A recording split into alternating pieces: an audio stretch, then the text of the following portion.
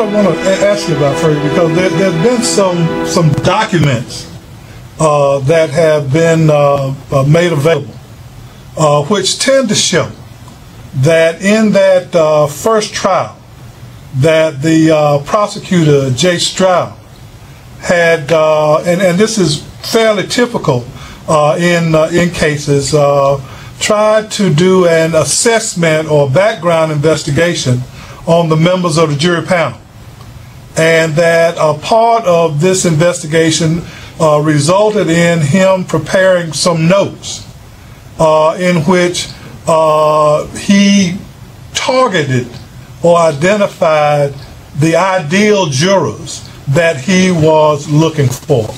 And I think that information has been made available to you. But what revelations were you able to determine from those documents? There was a fair amount of confirmation of things we suspected at the time, that race was the central strategy of the prosecution. And in looking at some of the notes that we've become privy to, we find notations like the following.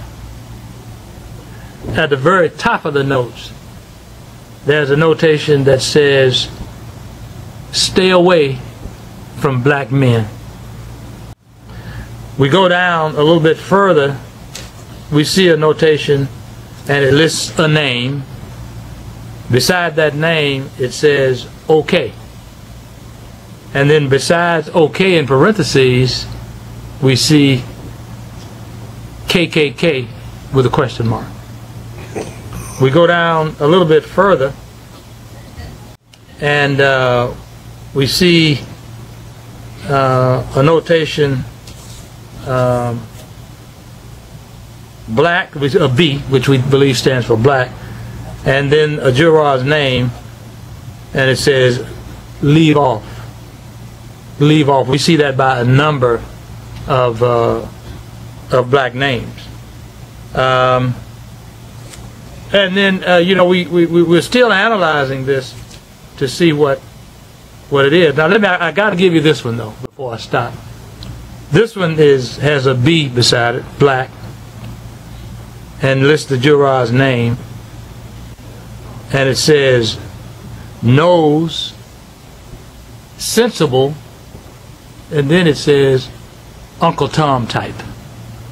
So you see, race infused the jury selection strategy in that June trial, and as we'll come to later, you'll see how that played out in September, when the makeup of the jury was exactly the opposite of what it was in New Hanover County when the mistrial was declared.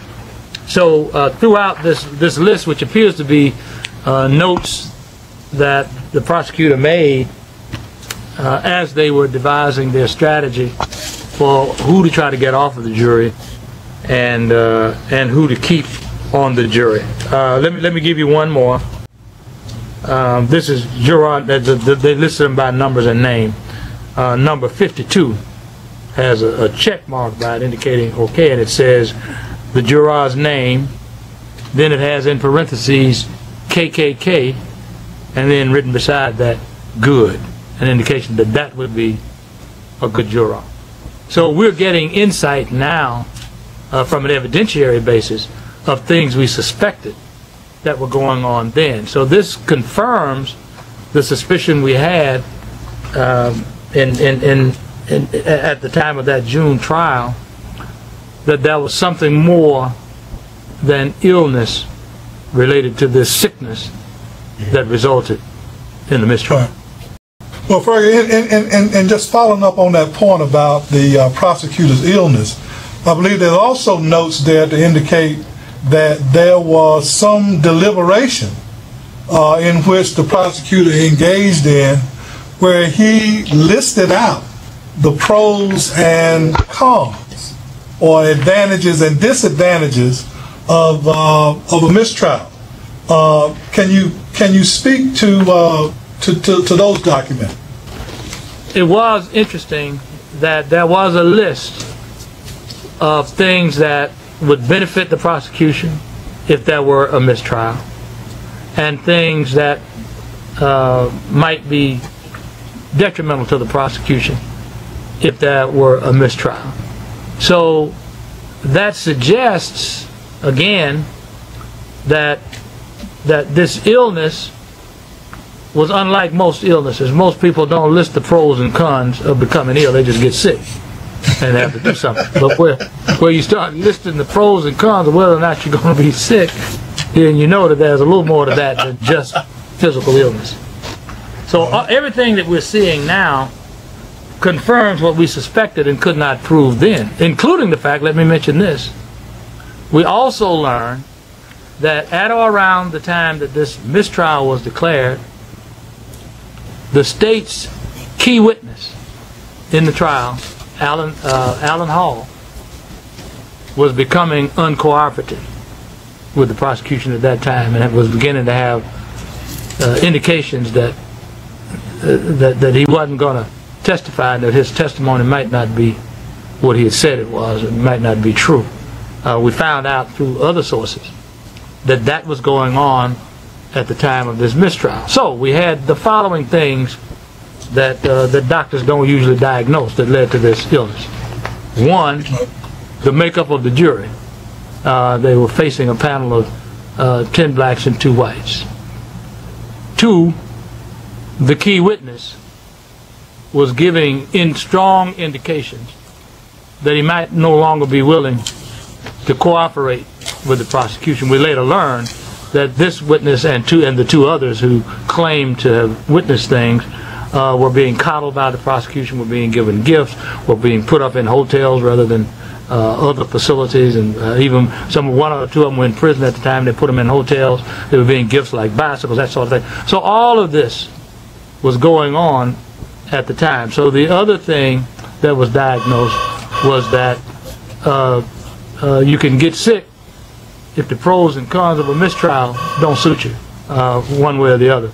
So there were a number of things that resulted in this so-called illness that you don't usually see in the medical records. Now, the second trial in this case started in September of 1972. Again, a very short time frame by any standards in North Carolina. So we're talking about now an aborted trial which occurred in June, and then a second trial which occurred in September of 1972. Now, Fergus, what happened with this second trial, which obviously led to the conviction of the Wilmington 10, but what kind of oddities did you encounter with respect to that second trial? Well, again, I want to talk about jury selection for a time, because you can see the contrast in what was happening in the jury selection of June and what actually happened in the jury selection of September 72. And by then, of course, apparently more effort had been put into this whole jury selection issue. And jury selection is often the most important aspect of a trial, because you got to get a jury that can receive the evidence you're going to present.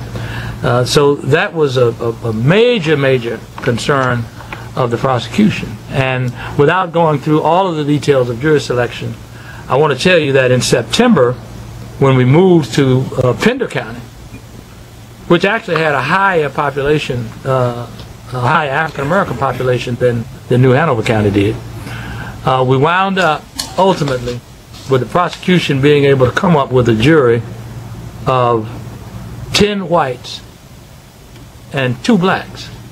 And in true to form, the 2 blacks who were selected were blacks who would be easy targets of reprisals, economic reprisals. One was a maid in a white home, the other was a janitor in either in the schools or some white-dominated establishment.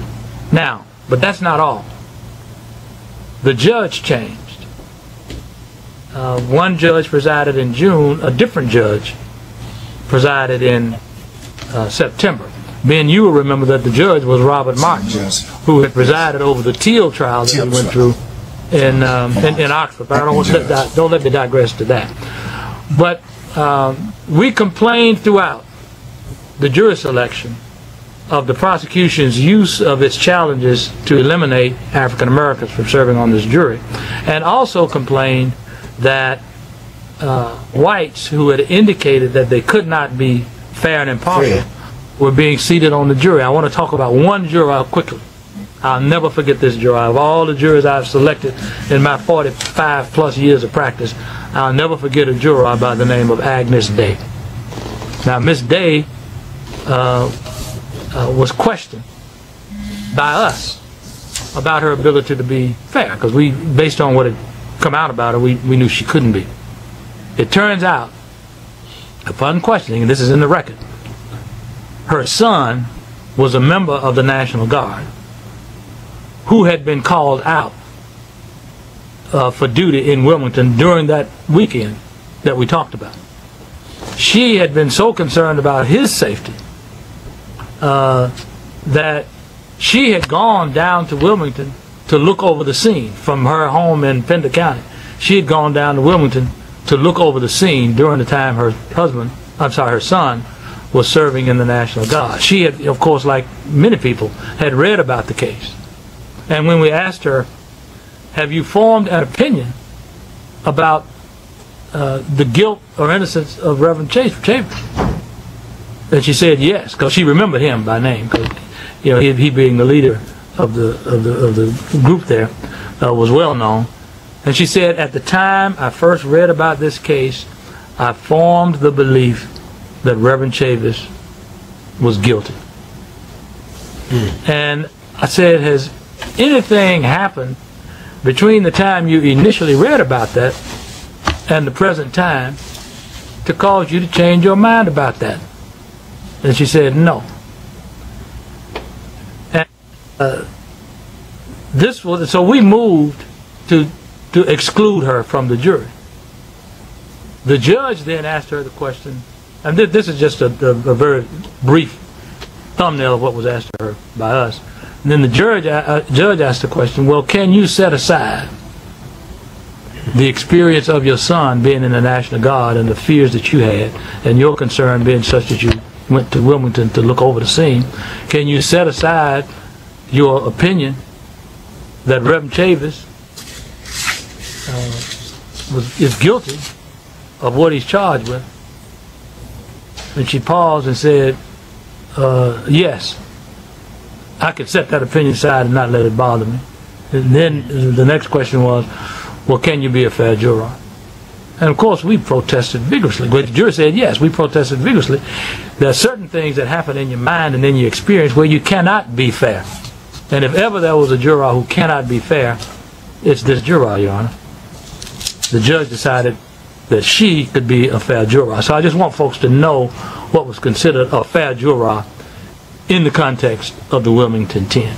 And that's just characteristic of a lot of things that went on during jury selection, and that was the jury that was selected to try the Wilmington 10.